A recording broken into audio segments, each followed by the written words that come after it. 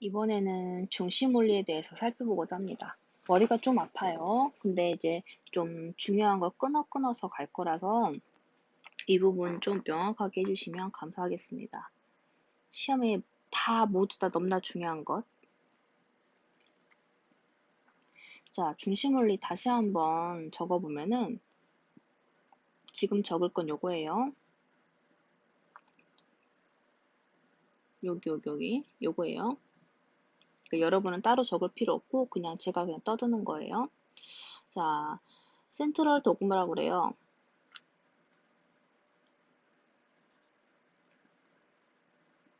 중심 원리라고 합니다. 큰 틀이고 생명체는 다 요거에 따라서 물질을 만들어냅니다. 자, DNA를 통해서 RNA를 만들고 RNA를 통해서 단백질을 만들어요. 단백질을 보다 더 정확하게 말하면 폴리펩타이드라고 했죠. DNA는 스스로 복제도 가능하고, 자, DNA에서 RNA 만든 과정이 전사, RNA에서 단백질 만든 과정이 번역입니다. 그리고 이렇게 단백질 합성에 관여하는 RNA가 세 종류 있다고 했죠. mRNA, rRNA, 그다음에 tRNA. 자, 그렇다면 이제 조금 중요한데요. 복제든 전사든 중화효소가 사용이 됩니다.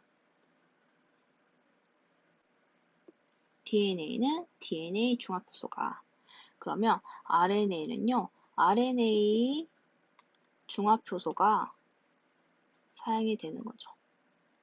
그러면 이 중화효소들은 어쨌든 간 누클레오타이드가 하나씩 상호적으로 합성이 되는 거기 때문에 이런 누클레오타이드가 들어갈 때는 항상 반드시 5-에서 3- 방향으로 합성이 됩니다. 그러면 DNA 중화효소는 또는 RNA 중화효소는 이동을 할 때 3-에서 5-로 이동을 하게 됩니다. 요거도 시험에 나올 수 있고요. 요거는 시험에 자주 나오죠. 그러면 두 가지를 외우면 헷갈리기 때문에 항상 합성은 5-에서 3-에서 한다. 요렇게만 기억을 해두시고 반대 방향으로 문제를 푸시길 바랍니다. 자, 뭐야 이게.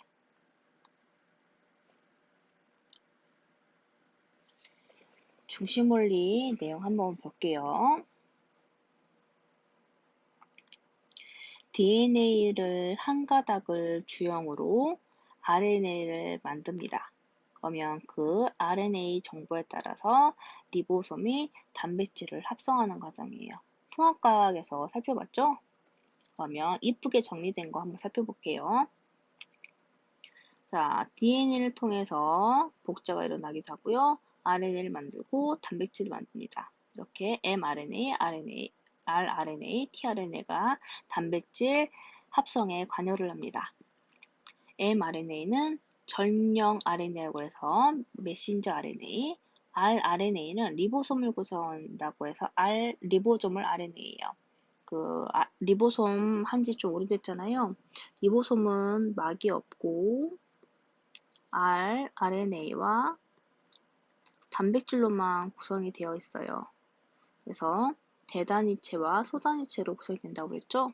이거 이미 배웠지만 이게 mRNA라면 이 정보에 따라서 이렇게 자리가 세 가지가 있는데 이 세 가지 자리에 따라서 이렇게 아미노산을 합성해 나갑니다. 이렇게. 그러면 그 아미노산을 가져다 주는 애가 이렇게 tRNA, 트랜스퍼 RNA인 거예요. 자, 그렇다면은 원액과 진액이 좀 달라요. 원액은 핵이 따로 없잖아요. 핵막이 따로 없잖아요. 그래서 원액을 그려보면은 그냥 세포질에 조금 더 요렇게 한번 그리면 대장균이라면 이렇게 DNA가 이렇게 풀려 있다라고 했을 때 세포질이든 핵막이 따로 없거든요. 복제든 전사든 번역이든 다 여기 세포질에서 일어나는 거고요. 진액은 좀 달라요. 진액은 제가 통합과학에서도 설명을 했겠지만 여러분 통합과를 제가 안 가르쳤네요. 어쨌든가. 자, 핵 안에 DNA가 있으면 DNA 일부만 mRNA로 전사를 합니다. 그러면 이게 만약에 핵 밖으로 나가는 물질이라면 소포체에 붙어 있는 리보솜을 통해서 이렇게 소포체 안으로 들어오면 이게 소포체 안으로 들어오는 게 아니라 세포질 핵공을 통해서 세포질로 나가면 소포체에 붙어 있는 리보솜을 통해서 이렇게 단백질이 이렇게 만들어지면 가공 과정을 거쳐서 골지체로 가서 이렇게 하면서 세포에 보내갈 수도 있고, 또는 세포질 안에서 세포 내에서 쓸 거라면은 이제 세포 핵공을 빠져나온 mRNA가 이렇게 세포질을 통해서 이렇게 단백질을 만들어내기도 합니다. 그래서 지금 제가 하고 싶은 말은 무엇이냐? 원핵은 전부 다 세포질에서 일어나는데 진핵은 전사까지만 핵에서 일어나요. 그리고 번역 과정은 세포질에서 일어납니다. 그래서 이거죠. 전사와 번역이 따로 일어나냐, 같이 일어나냐, 이런 차이점이 존재하게 됩니다. 시험에서는 그렇게 중요하게 다룰 것 같지는 않아요. 뭐냐면 워낙 낼 게 많아서.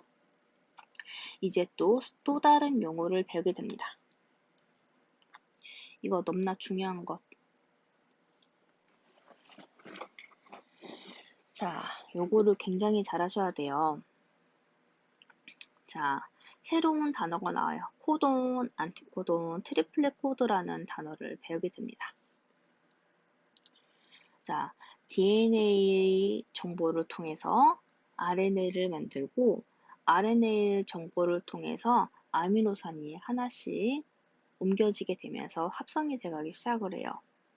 그런데 요거는 단위로 어떤 정보가 해독 그 아미노산을 가져다주는 과정을 거치게 되는데 DNA의 단위를 트리플렛 코드라고 그래요. 트리플렛 코드. 우리가 배운 내용 중에 모노디트리를 배웠잖아요. 트리, 즉 3개라는 뜻이에요. DNA 염기 3개가 하나로서, 하나의 단위로서 작용한다는 뜻이에요. 그래서 이렇게 3개가. 자, 그렇다면 요거는 DNA 이중나선이라서 이렇게 되어 있고요. DNA 중에 한 가닥을 주형 삼아서 mRNA 전사가 일어나게 됩니다. 그러면 DNA 주형을 가닥으로 3개씩 된 암호 체계를 코돈이라고 합니다.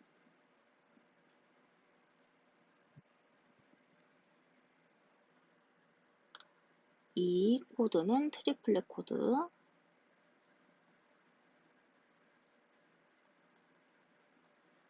그래서 이렇게 3개로 된 단위를 코돈이라고 합니다. 그리고 아미노산을 가져오는 tRNA의 상부적인 염기를 안티코돈이라고 합니다. 그러면 DNA 코드 중에 mRNA 전사에 쓰였던 가닥을 주형 가닥이라고 해요. 주형 가닥의 상부적인 가닥을 비주형 가닥이라고 합니다. 비주형 가닥은 다른 말로 암호 가닥이라고 해요.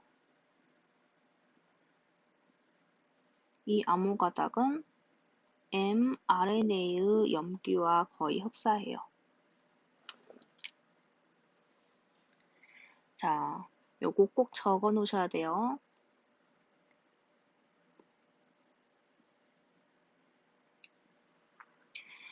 우리가 상부적인 염기를 꼭 아셔야 되거든요. 하나 한번 해볼게요. 물론 하기 싫겠지만 하셔야 됩니다.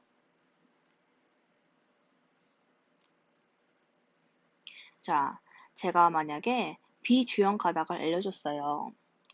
그러면 여기에 빈 칸을 써봐라 라고 했을 때 우리는 DNA의 상보적인 염기를 적을 수가 있습니다. 그럼 여기가 C면은, 오씨, 여기가 C면은 상보적인 염기니까 G가 되겠죠? 여기는 G니까 C, 여기는 T니까 A. 자, 그러면 mRNA의 상보적인 염기도 알 수가 있어요. 상보적인 염기에 따라서 DNA 정사도 일어나는 건데, 여기서 중요한 거, RNA라는 거. 자, RNA는 DNA와 차이가 있어요. 첫 번째, 당이 달라요. RNA 당은 리보스예요. 2번 탄소에 산소가 있습니다. 네, 두 번째, 유라실을 가지고 있어요. 티민 없어요. 색깔을 좀 다르게 할까요? 타이민이 아니라 유라실을 가지고 있어요. 그러면 상보적인 염기를 가져오기 때문에 여기는 C, 여기는 G, 그럼 여기가 U가 되는 거예요. 그러면 안티코돈 같은 경우는 다시 또 상보적인 염기에 해당하는 거예요. 그래서 G, C, 여긴 A. 그럼 여기서 좀 보셔야 될 건 뭐냐면 mRNA인 거예요. 자, mRNA는 C, G, U예요. 그러면 원래 비주형 가닥 보시면 C, G, T 거의 흡사하죠. 즉 타이밍만 빼고는 요거 색깔을 뭐로 할까? 요거 타이밍만 빼고는 염기가 순서가 다 똑같아서 mRNA의 코돈과 같은 암호를 전달하고 해서 암호가닥이라고 합니다. 그래서 제가 만약에 주형 가닥만 달랑 알려주고 또는 뭐 비주형 가닥만 달랑 알려주고 mRNA에 대한 뭐 거를 뭐 적어봐라 또는 뭐 찾아봐라 했을 때 비주형 가닥만 보고서도 mRNA의 내용을 알 수가 있습니다. 그 다음에 여기서 좀 보셔야 될 건 뭐냐면 이거는 대학교에서도 잘 적는데요. 5말단부터 염기를 작성하시오. 요거 잘 나오거든요. 그럼 볼게요. 보통 합성은 5-에서 3-로 가기 때문에 주형 가닥은 DNA 주형 가닥은 여기가 3말단, 여기가 5말단. 그럼 여기는 5말단, 3말단 해당되겠죠? 그러면 여기는 다시 상보적인 거기 때문에 3말단, 5말단에 해당하게 됩니다. 조금 짧게 끊어서 한번 볼게요. 자, 그러면 이렇게 한번 볼게요. 가 안티코돈의 염기를 5말단부터 작성하시오 라고 했을 때 가의 염기, 안티코돈의 염기를 5말단부터 작성하면 5-G, U, C가 됩니다. 이렇게. 또는 뭐 여기를 뭐 A라고 합시다. 그러면 A 코돈의 염기를 5-부터 작성하시오 라고 했다면 5-G, A, C 이렇게 작성을 하게 됩니다. 또는 여기 부분을 다라고 합시다. 다의 비주형 가닥을 5말단부터 작성하시오. 그러면 G, A, C 이렇게 됩니다. 그래서 이런 거 헷갈리거든요. 그래서 5말단부터 작성하더라고 했을 때 어디가 3말단이고 어디가 5말단인지 이것도 알 수 있으셔야 돼요.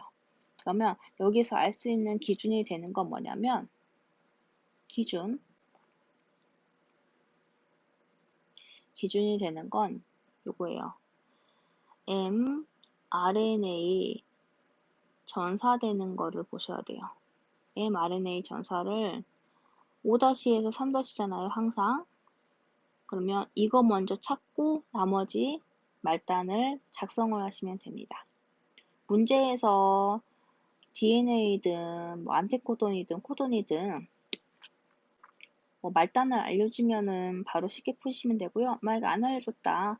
그러면 mRNA의 전사가 5-에서 3-인 걸 보면 되거나 뒤에서 다시 한번 배우겠지만 뭐 tRNA에 아미노산이 붙어 있는 부위가 3말단이거든요. 요거를 찾으셔도 됩니다. 그러면 간략한 거 한번 살펴봤고요.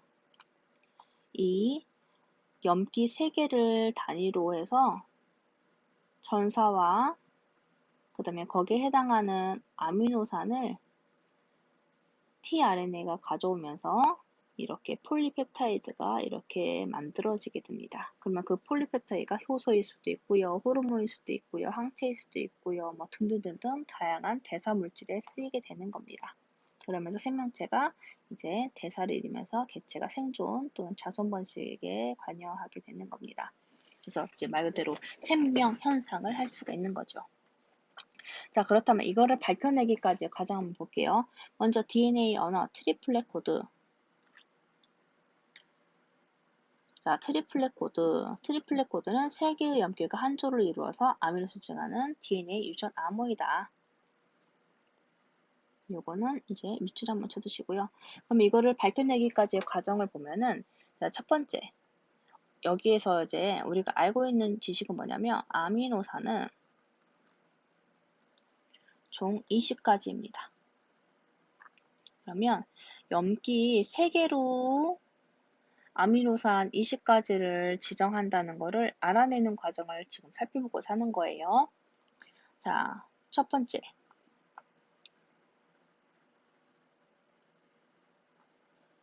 염기 1개가 아미노산을 지정한다라고 했을 때, 자, DNA는 염기가 A, T, G, C가 있어요. 그러면 이 염기 1개씩 암호를 지정한다라고 하면은 아미노산은 총 4개만 지정할 수 있어요. 근데 아미노산이 이미 밝혀진 게 20가지였거든요. 그럼 염기 1개로는 지정하는 것이 아니구나. 하나의 단위로서 작용하는 건 아니구나.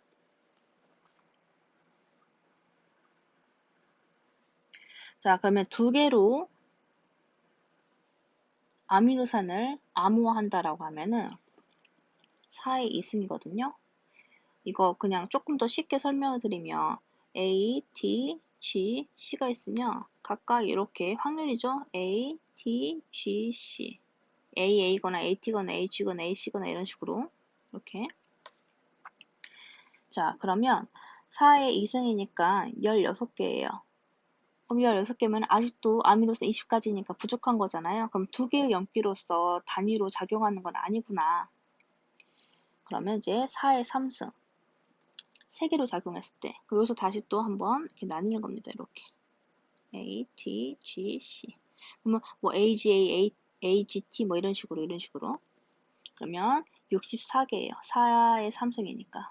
64개면 20가지의 아미노산을 뭐 단위화하거나 즉 뭐 암호하고도 남잖아요. 그래서 최소한으로 작용을 한다라고 했을 때 염기는 3개를 단위로 해서 3개를 암호 단위로 해서 작용하겠구나. 그렇기 때문에 이제 요 명칭이 트리플렛 코드가 되는 거죠. 트리플렛 코드.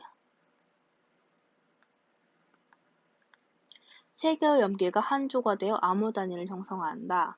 그래서 요게 20가지의 아미노산을 지정하는구나. 요렇게 알아냅니다. 그걸 누가 알아냈냐? 자, 미국의 생화학자 니런버그가 알아냈습니다. 이렇게 얼굴 한번 좀 봐주시고요. 니런버그. 이렇게 김지우가 굉장히 잘생겼다고 이렇게 칭찬을 해주신 니런버그. 자, 그 다음에 mRNA 언어 코돈 보겠습니다. 코돈은 자, DNA 전사된 mRNA가 3개의 염기를 이루어진 유전암호다. 그럼 이제 요거에서 시험 문제를 좀 대비를 하셔야 되는데, 자, 64가지의 타입이 나와요. 근데 실제로 아미노산을 지정하는 건 61가지입니다. 그러니까 여러분은 외워야 될 게 코돈 총 4가지가 있어요. 4개의 코돈에 대한 거는 반드시 외우셔야 합니다. 제가 내신 낼 거거든요. 그리고 대학교 가서도 이거 서술형으로 굉장히 많이 나와요. 자, 여기 별표 한번 칠게요. 2번 먼저 하고 1번에 대한 내용 한번 제가 설명드리겠습니다. 자, DNA 염기가 쫙 있어서 전사가 된다라고 했을 때 무작정 막 단백질 번역이 일어나진 않아요. 예를 들어서 AG, AUG, CGUAA라고 합시다. 그러면 반드시 시작되는 지점이 존재하는데 그 시작되는 단위로 작용하는 게 게시코돈입니다. 이 게시코돈으로부터 이제 단백질 합성을 시작하게 되는 거예요. 앞에 예를 들어서 뭐 이게 AUG가 아니고 여기에 뭐 AG라고 합시다. 라고 하면은 단백질 합성이 시작되지 않아요. 그래서 단백질 합성을 시작해주는 그 코돈을 AUG라고 합니다. 그럼 앞에 뭐 블러블러블러 있다 하더라도 AUG부터 단백질 합성이 시작되는 거예요. 그래서 그거를 게시코돈이라고 여러분은 반드시 외우셔야 합니다. 그러면 이 게시코돈을 기준으로 3개씩 끊어서 이 3개의 세트로 한 코돈씩 단백질 기본 단위 아미노산이 하나씩 오는 거예요. 여기에 해당하는 아미노산, 여기에 해당하는 아미노산, 여기에 해당하는 아미노산 이런 식으로 하면서 폴리펩타이드가 만들어지게 되는 거예요. 자, 그럼 밑줄 그을게요. 자, 게시코돈은 단백질 합성 시작하게 되면 그 아미노산은 메사이온이다. 요거 메사이오닌. 이거 반드시 외우셔야 돼요. 메사이오닌. 그래서 따라서 단백질 합성 과정에서 최초로 결합하는 아미노산은 항상 메사이온이다. 항상 메사이온이다. 요거. 항상 메사이온이다. 요거 꼭 밑줄 쳐놓으셔야 돼요. 항상 메사이온이다. 그래서 이 코돈이 뭐냐? AUG다. 자, 그 다음에 제가 요거에 해당하는 내용을 할 텐데, 축중성이라고 하고, 워블 현상이라고도 하고, 그 중복성이라고도 해요. 리던던시, 중복성. 자, 여러 개의 코돈이 아미노산 하나를 지정할 수 있는데, 하나의 코돈이 2가지 아미노산 지정하지는 않아요. 자, 여기 한번 내용 한번 볼게요. 자, 이게 코돈이에요. 코돈인데 여기 보시면 뭐 이렇게 하지 마. 하나, 둘, 셋, 넷. 4개의 코돈이 하나의 아미노 지정하잖아요. 여기도 뭐 4개가, 뭐 또는 2개가. 그래서 이렇게 여러 개의 코돈이 아미노산을 지정을 합니다. 근데 하나의 코돈이 뭐 2개의 아미노산을 지정하고 그러진 않아요. 이런 거를 추중성이라고 하는데 DNA가 막 복제가 되거나 뭐 전사가 되는 과정에서 그 돌연변이가 일어날 수 있잖아요. 그럼 예를 들어서 요거예요. 원래 이거 나중에 먼저 설명해야 되는데 지금 이 얘기가 나온 김에 자 ACU가 있으면은 뒤에 보면은 UCAG 뒤에 것만 다르죠. 그래서 뒤에 거 예를 들어서 뭐 UCU가 세린을 만드는데 그래서 여기에 뭐 돌연변이 일어나가지고 UCA가 됐다고 합시다. 그렇다고 해도 얘는 세린이 되는 거거든요.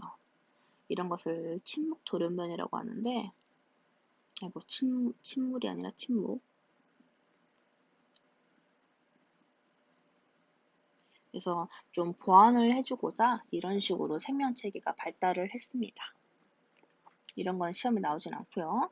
그냥 그렇구나. 그럼 이제 시험에 나오는 거 이거예요. 아까 했던 게시코돈. 게시코돈은 AUG로 메사이오닌이고요. 시험에 제가 반드시 냅니다. 메사이오닌. 그 다음에 메사이오닌을 즉 AUG를 기준으로 메사이오닌이 아미노산이 이제 오고 그 다음부터 3개씩 코돈으로 해서 쭉 아미노산들이 오게 되는데 이제 맨 마지막에 종결 코돈이 와야지만 번역 과정이 끝나요. 종결 코돈이 와야지만 이제 아미노산이 더 이상 합성되지 않고 번역이 끝납니다. 그 이유는 뭐냐면요. UAA나 UH나 UGA는요. 아미노산이 아무것도 없어요. 그래서 단백질 합성이 종료되는 겁니다. 그러면 요거는 따로 적는 게 여러분한테 굉장히 도움되거든요. 종결 코돈은 다 뭐 서술하여라 이런 식으로 굉장히 자주 나와요. 대학교에서 자주 나오고요.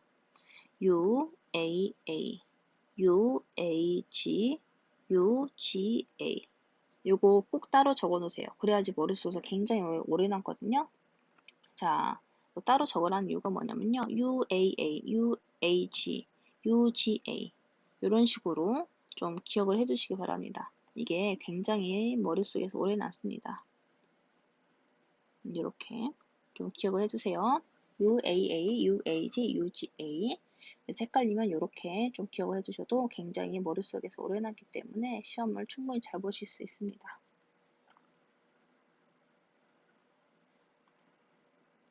자, 그래서 4의 3승 중 64가지 중에서 종결 코돈 3가지를 뺀 61가지의 코돈이 아미노산을 지정하게 되는데 어떻게 있냐면요. 예를 들어서 C, A, C라는 코돈이 어떤 아미노산을 지정하는지 한번 살펴볼게요. 그러면 첫 번째, 염기 C를 먼저 찾는 거예요. 그 다음에 두 번째는 A죠. 그러면 A. 그럼 이제 여기에 해당되겠죠? 그 다음에 세 번째 염기는 C예요. 이렇게 찾으면 되는 거예요. 그래서 CAC는 히스티딘이구나. 히스티딘. 이렇게 찾을 줄 알아야 돼요. 제가 또 한번 해볼게요.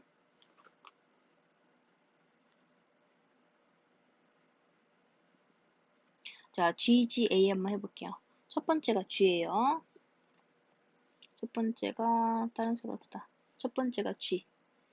그 다음에 두 번째가 G. 그러면 이제 여기죠. 그 다음에 이제 A. A 여기. 그래서 요거는 글리신이라는 아미노산을 지정하거나 이렇게 찾으시면 돼요. 그 다음에 요거 4번 볼게요. 이거 좀 중요한 내용이에요.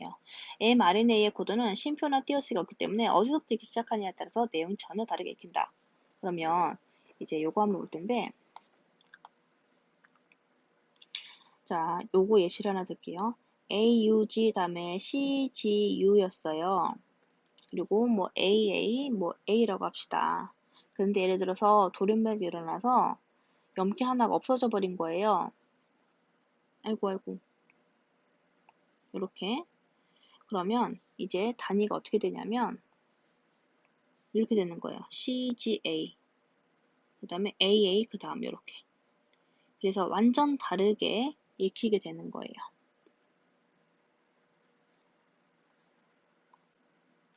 그래서 여기 내용에 대한 이해 하실 수 있어야 되고요. 여기에 어떤 아미노산이 오는지도 할 줄 알아야 돼요. 그러면 아까 코돈표를 보고 요거에 대한 거, 요거에 대한 거를 여러분이 다 넣으실 수 있어야 됩니다. 그럼 이렇게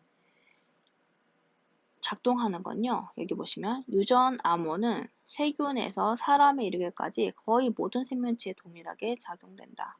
그래서 중심 원리라고 하는 거예요. 그럼 이거 밝혀내는 과정이 어떻게 이루어졌냐면, 자, 다 유라실만 넣었을 때는 어떤 아미노산이 나오고, 다 아데닌을 넣었을 때 어떤 아미노산이 나오고, C로만. 이런 식으로 쭉 연구를 한 거예요. 그리고 뭐 두 가지만 넣어본다던가, 또는 뭐 세 가지를 넣는다던가, 이런 식으로 했을 때 어떤 아미노산이 나오는지를 쭉 연구하다 보니까는 어떤 코돈이 어떤 아미노산을 지정하는지를 다 알게 되었습니다. 그래서 다음 시간에는 이제 실제로 어떤 식으로 아미노산을 가져와서 이렇게 폴리펩타이드가 신장되는지에 대해서 수업을 하고 나서 제가 영상을 다시 한번 찍을게요. 그래서 이렇게 한번 매칭하는 것 좀 한번 해보도록 할 겁니다. 그리고 이것도 한번 실제로 한번 해볼게요. 자, 고생하셨습니다.